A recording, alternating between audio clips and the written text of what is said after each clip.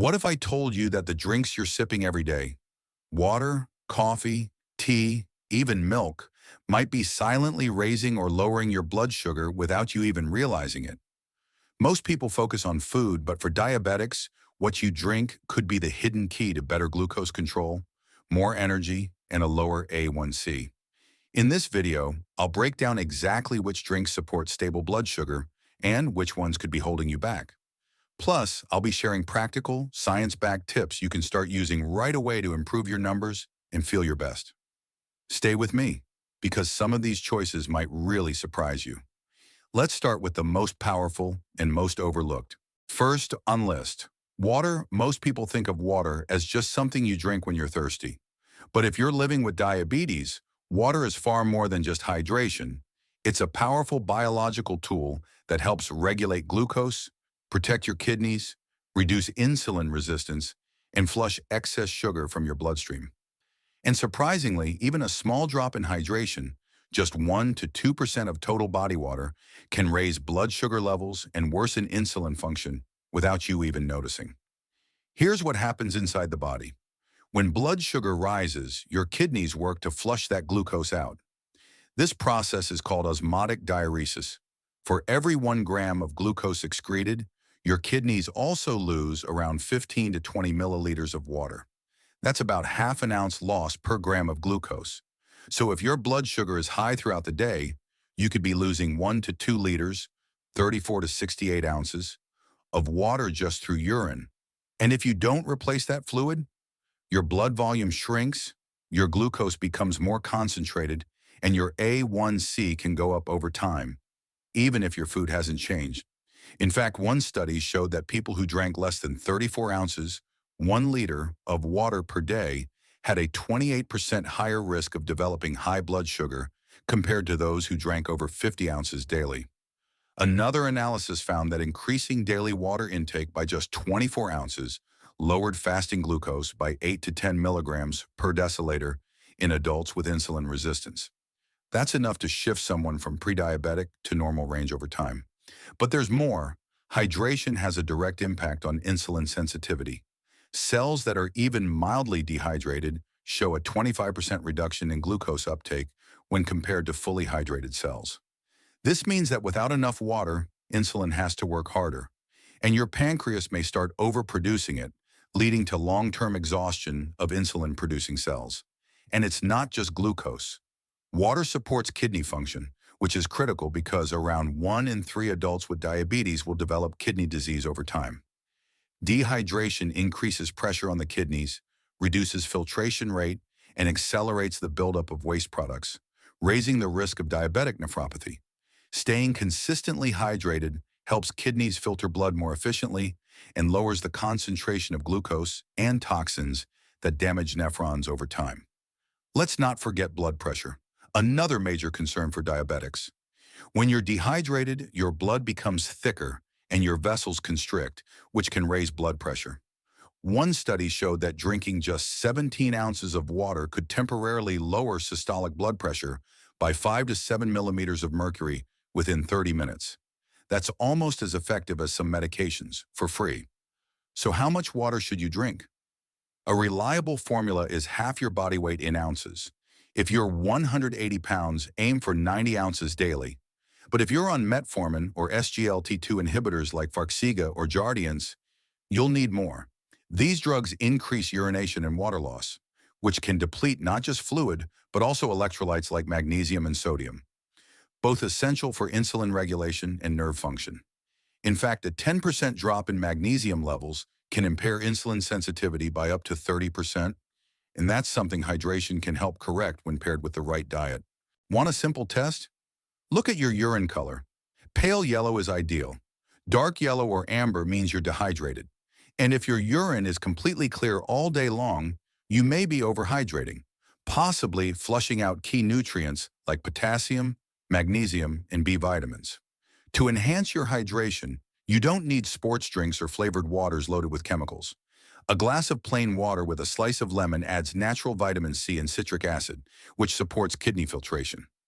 A pinch of pink Himalayan salt can help replenish lost sodium and support adrenal health, especially if you're feeling dizzy, lightheaded, or fatigued after urinating frequently.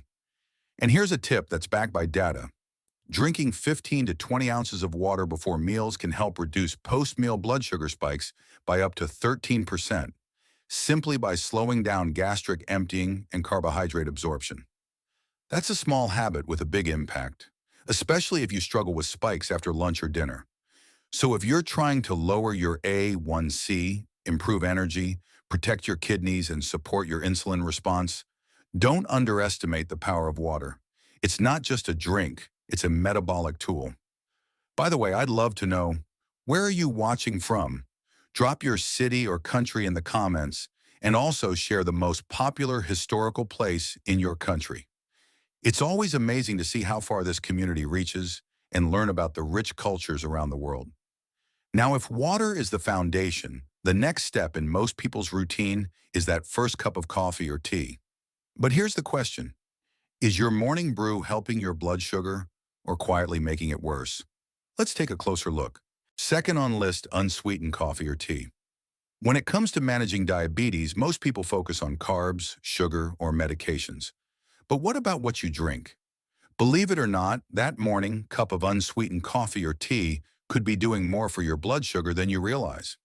Let's begin with unsweetened black coffee, one of the most chemically rich beverages on Earth, with over 1,000 biologically active compounds. The most important for diabetics? Chlorogenic acid, quinides, cafestol, and trigonelline. These aren't just fancy names. Each one plays a distinct role in how your body manages sugar, fat, and insulin. Chlorogenic acid, in particular, has been shown to slow intestinal glucose absorption by inhibiting the enzyme glucose 6-phosphatase, which reduces the amount of glucose released by the liver into your bloodstream. This has a direct effect on fasting glucose levels. In fact, one study reported that people who consumed chlorogenic acid through black coffee saw their fasting glucose drop by an average of 12 to 15 milligrams per deciliter over 4 to 6 weeks. Cafestol, another compound found in unfiltered coffee, like French press or Turkish coffee, acts on nuclear receptors in the pancreas and liver, stimulating GLP-1 production, a hormone that enhances insulin secretion and improves glucose utilization. GLP-1 is the same hormone targeted by diabetes medications like Ozempic and Trulicity. In this way, regular coffee consumption may naturally increase GLP-1 activity without medication, although not to the same degree, of course. But here's where it gets complex. Caffeine can raise cortisol and epinephrine, two stress hormones that trigger hepatic gluconeogenesis, or the liver's release of stored glucose. This is why some diabetics actually see their post-coffee glucose increase by 10 to 25 milligrams per deciliter, especially if consumed on an empty stomach. The body perceives caffeine as a stressor, so it releases more glucose in response. This effect is more pronounced in individuals with adrenal fatigue, thyroid imbalance, or chronically elevated cortisol. However, if taken with food or in decaffeinated form, this glucose-raising response is significantly blunted. So what's the sweet spot? Research suggests that 1 to 2 cups, 8 to 16 ounces, of black coffee daily is metabolically beneficial for most diabetics. But exceeding 400 milligrams of caffeine per day, about 4 to 5 cups, can increase blood pressure, interfere with sleep, and create hormonal imbalances that worsen insulin resistance over time. Let's transition to unsweetened tea, which opens up a broad spectrum of natural plant-based compounds that can transform metabolic health. Unlike coffee, which mostly influences liver enzymes and insulin signaling, teas are rich in polyphenols and catechins, which work at the cellular level to reduce inflammation, improve insulin receptor sensitivity, and block carbohydrate breakdown in the gut. Take green tea, for instance. Its star compound, EGCG, epigallocatechin gallate, has been shown to enhance glucose uptake in muscle cells by activating AMPK, adenosine monophosphate activated protein kinase, the same pathway triggered by metformin. In controlled studies, daily green tea consumption, about 3 cups per day, led to a 15 to 20% reduction in insulin resistance, a drop in fasting glucose by 10 to 20 milligrams per deciliter, and even a reduction in blood pressure, 0.3 to 0.5 point, reduction in A1C over 12 weeks. This makes it one of the few non-pharmaceutical agents with documented impact on long-term glycemic control. Black tea, while less talked about, contains theaflavins and theorubigins, which are powerful anti-inflammatory compounds that reduce oxidative stress on pancreatic beta cells. That's crucial because oxidative damage is one of the key reasons why insulin production declines in type 2 diabetes.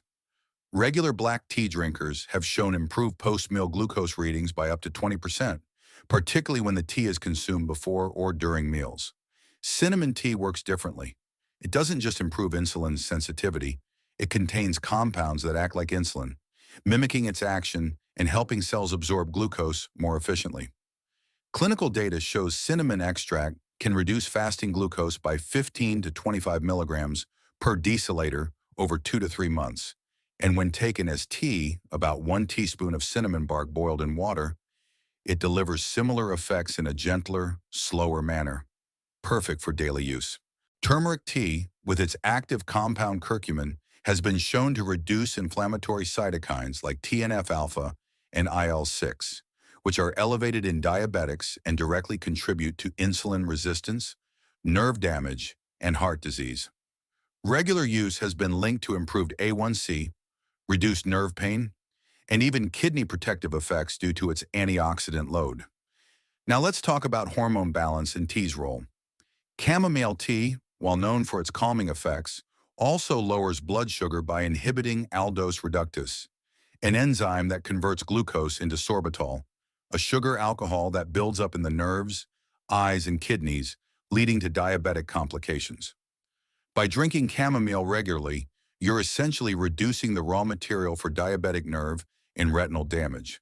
Hibiscus tea, rich in anthocyanins, supports vascular health, reducing systolic blood pressure by 7 to 10 millimeters of mercury in hypertensive diabetics, while also lowering LDL cholesterol and triglycerides.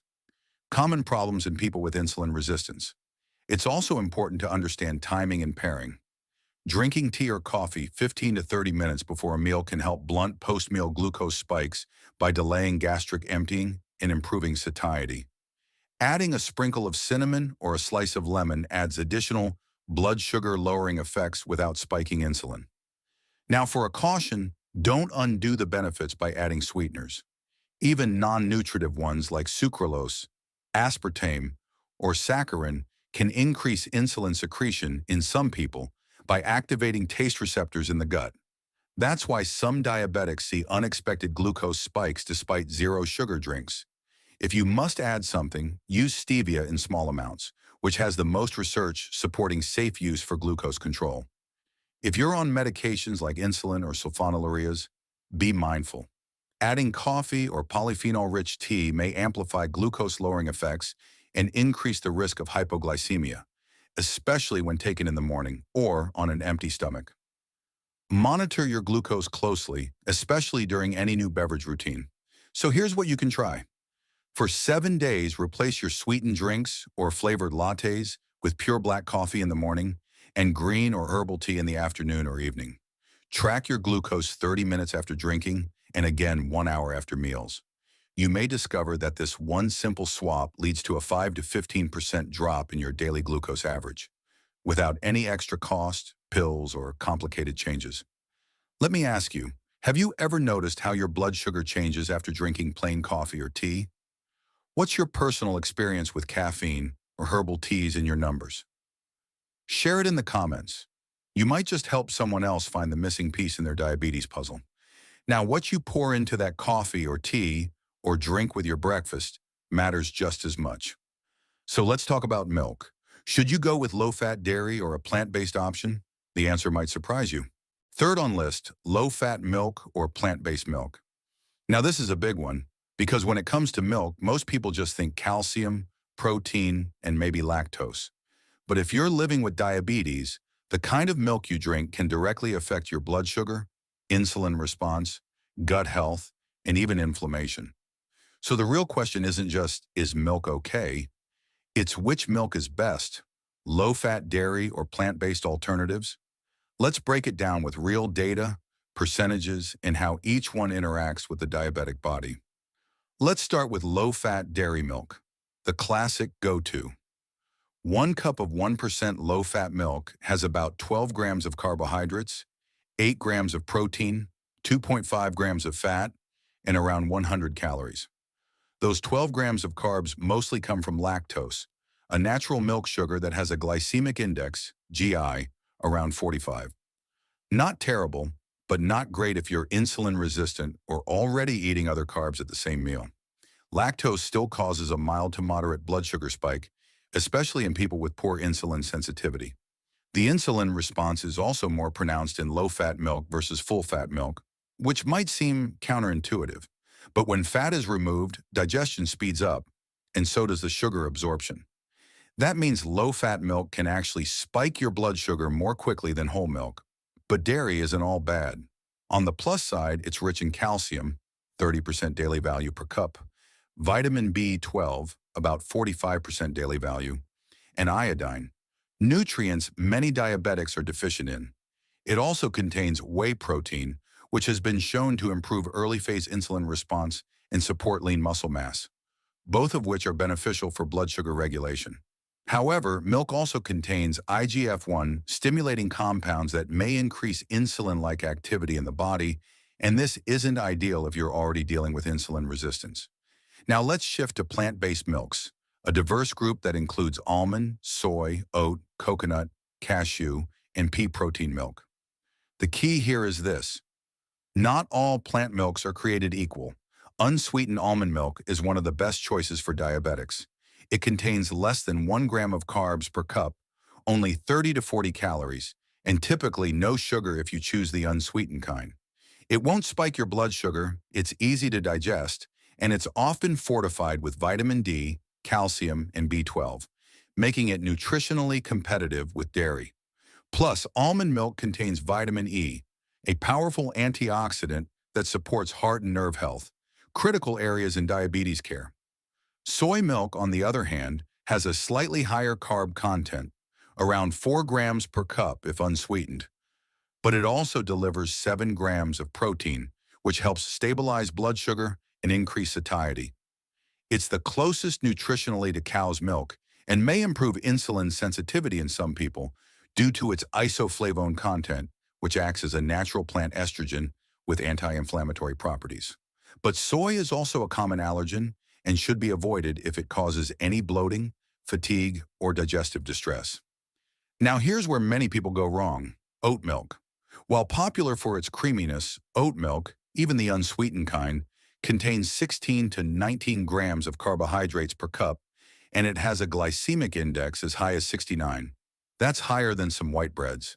Oat milk raises blood sugar fast and can be problematic for people trying to stabilize A1C levels.